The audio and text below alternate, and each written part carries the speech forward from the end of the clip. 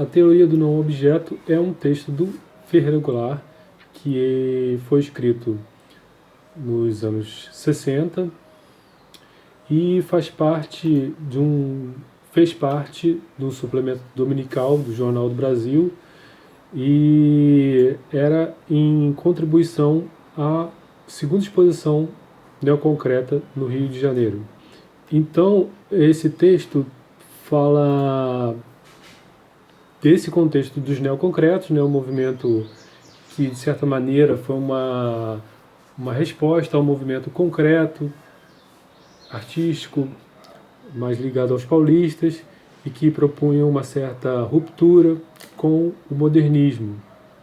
O movimento concreto, ele foi acusado pelos neoconcretos de ter uma racionalidade muito exacerbada, de que o geometrismo e principalmente a questão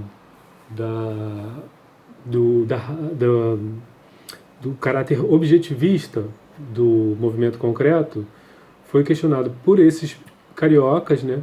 E o Ferreira Goulart estava envolvido nessa história junto com Lígia Clark, Lígia Pape, o Eliot Sica e vários outros artistas.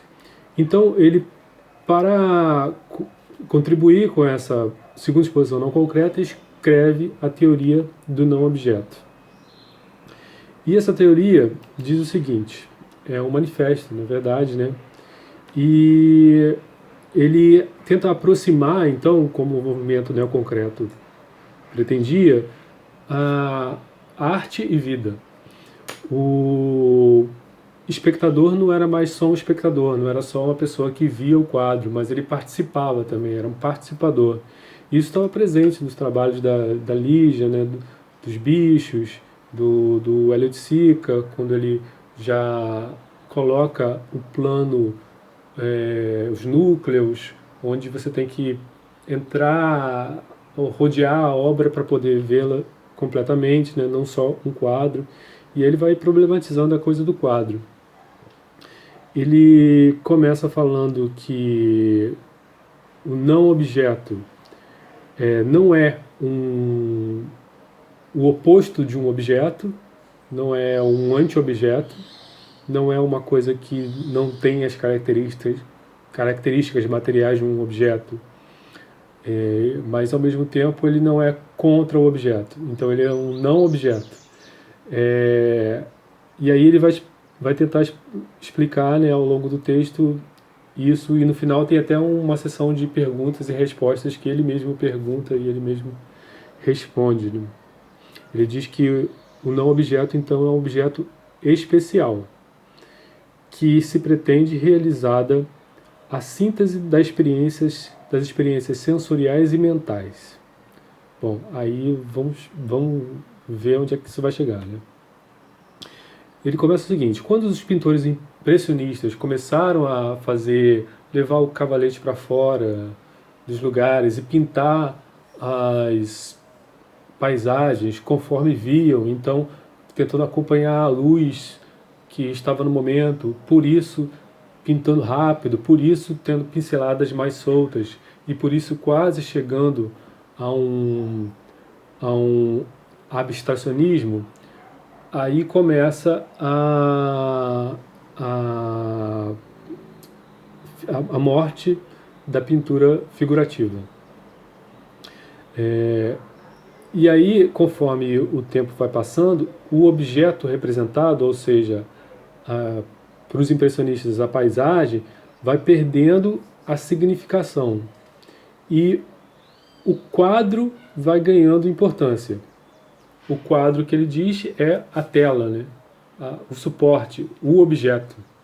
Então, o objeto, quadro, vai ganhando importância mais do que o que ele significa. No caso, pode ser paisagem, pode ser, né, o que ele representa, né?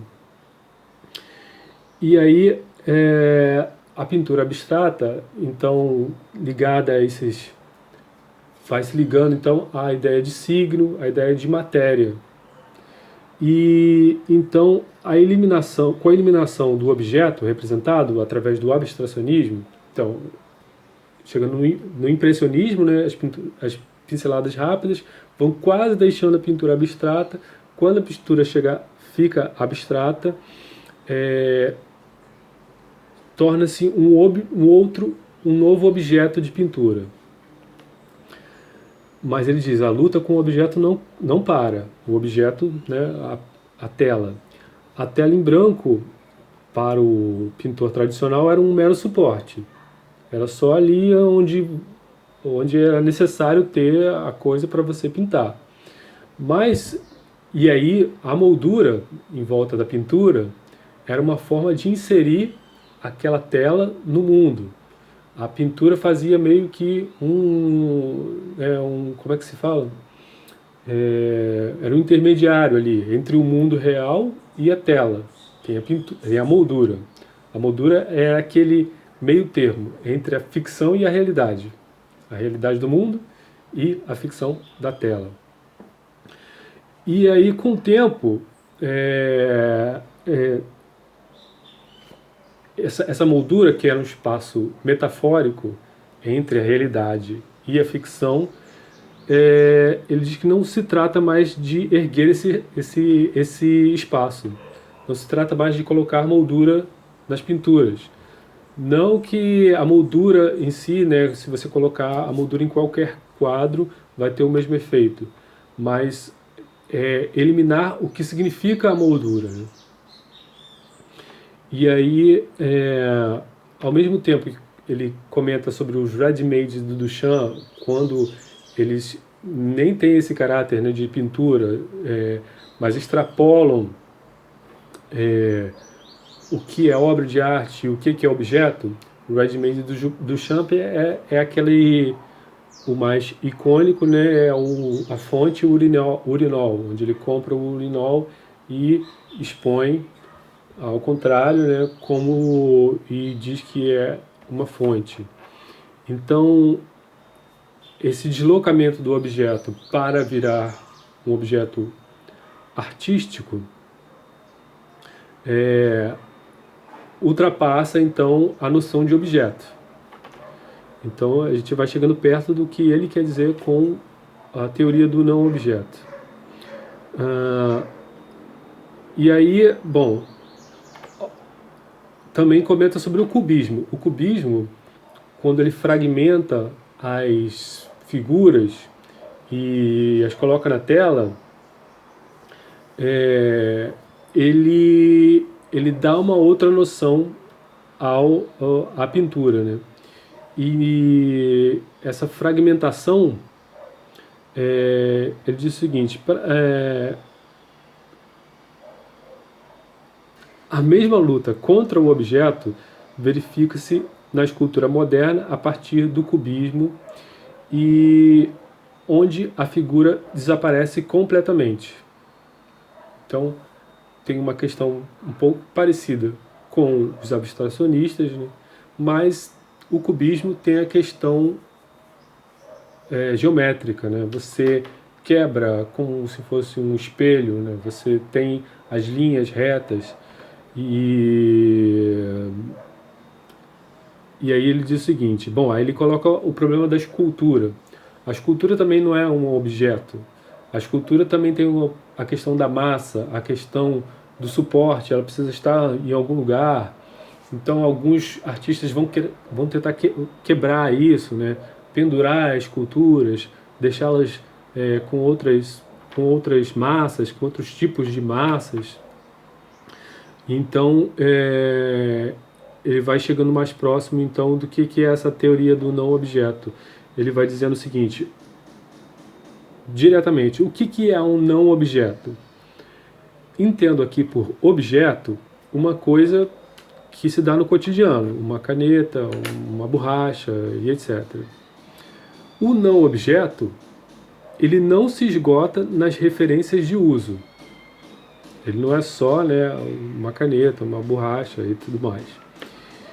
E também não se esgota nas referências de sentido. Ele não é só esse objeto que serve para escrever, para apagar, ou o sentido que a gente dá a uma caneta, a uma borracha.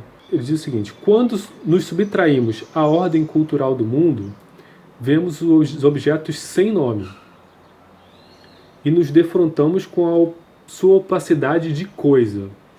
Então não adianta tirar o nome lápis, tirar o nome borracha, que a coisa vai virar um não objeto, porque eles também têm a sua carga cultural e prática, né? Não adianta não ter nome. Sem nome, o objeto é impenetrável, inabordável, clara e insuportavelmente exterior ao sujeito. O não objeto não possui essa opacidade, e daí o seu nome, não objeto. O não objeto é transparente à percepção, no sentido de que se franqueia a ela.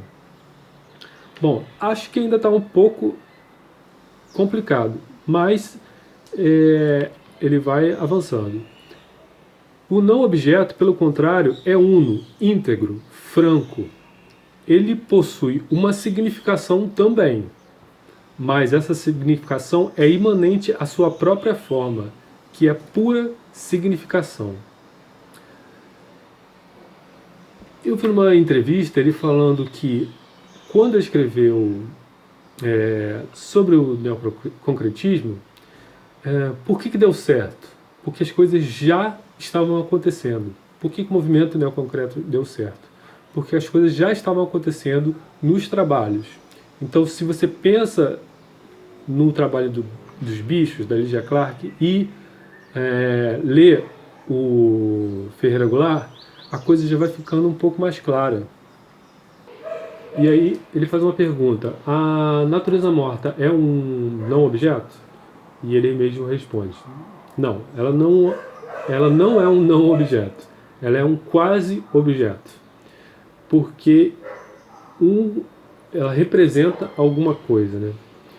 O não objeto, eu acho que aí ele chega numa síntese interessante. O não objeto não é representação, ele não representa algo, mas é uma apresentação.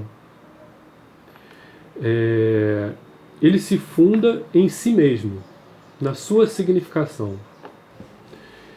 E aí, como você resolve a contradição figura e fundo? Ele diz, no plano da percepção, a contradição é insolúvel, mas diz o seguinte: no fundo, no não objeto, o fundo é a vida. Não existe figura e fundo. Fundo é a vida. E aí a gente chega na ideia de arte e vida, da união entre arte e vida. O renascer permanente da forma e do espaço. Ele diz o seguinte: nessa altura, no final do texto, convém dizer que ele não está dizendo como deve ser o não objeto, apesar de que ele disse várias coisas, né? Mas que ele define o que já existe. Então, por isso, a ideia de que os trabalhos já estavam lá e ele estava teorizando sobre os trabalhos, que eu comentei anteriormente, fica um pouco mais claro. O não objeto é concedido no tempo. É uma imobilidade aberta a uma mobilidade aberta, é uma imobilidade aberta a uma mobilidade aberta a uma imobilidade aberta.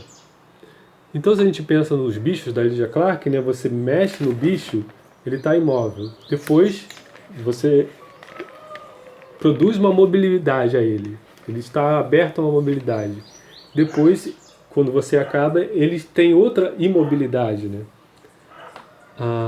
A contemplação conduz, a contemplação, por exemplo, do bicho, conduz a nossa ação, que é mudar aquele objeto que a Lygia Clark fez, ou aquele não objeto, né? E que conduz a outra contemplação. Então, contemplação, ação, contemplação novamente. A ação, então, a nossa ação não consome a obra, mas enriquece aquele trabalho. A nossa participação no trabalho, por exemplo, da Lygia Clark, é que demonstra toda a potência do não objeto. Ele finaliza, então, sem a nossa participação, a obra permanece como potência e sempre à espera de um gesto, do gesto humano, né, que atualize aquela obra.